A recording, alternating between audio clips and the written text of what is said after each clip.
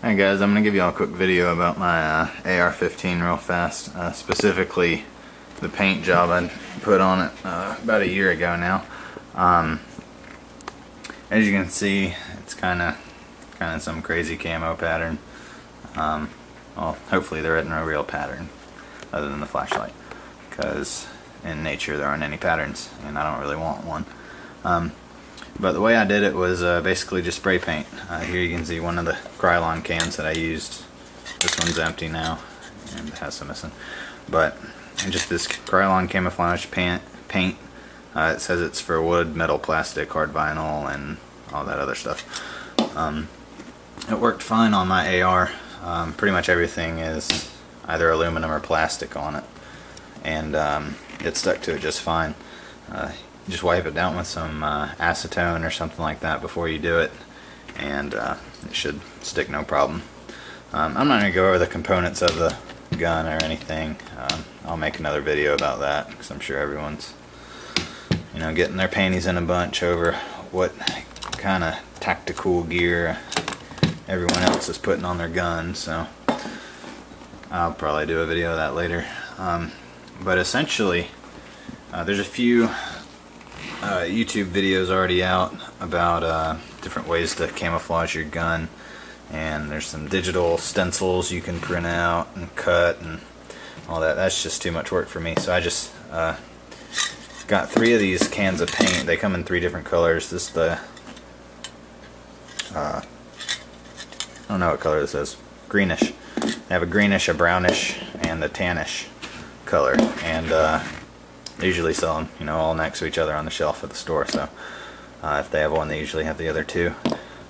So I just got all 3 of those and pretty much just sprayed a base of green, and then got some stencils from my yard and used that to paint all the different kind of designs on it.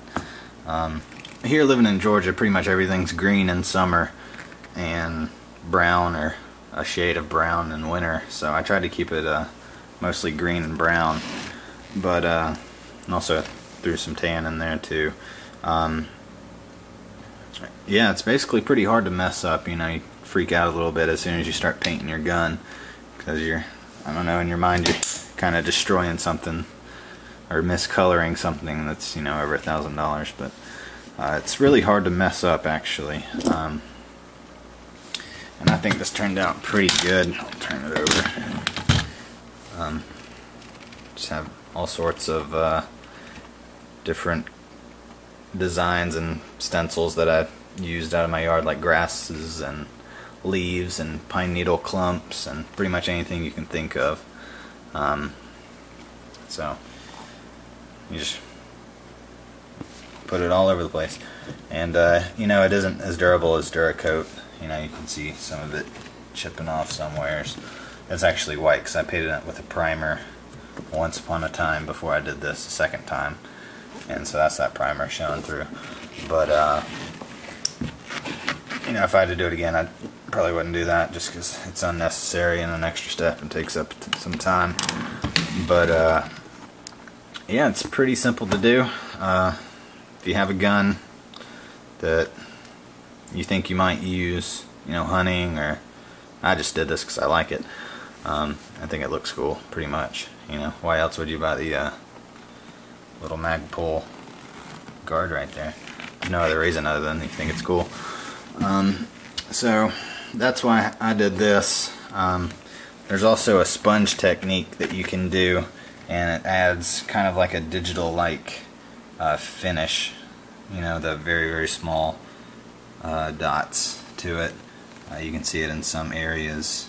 You basically just rip up a sponge, dip it in some paint, and dab it on there. But the key is to go very, very lightly and don't do it too much. That's how I got these patterns in there. But anyway, just gonna give you all a quick video.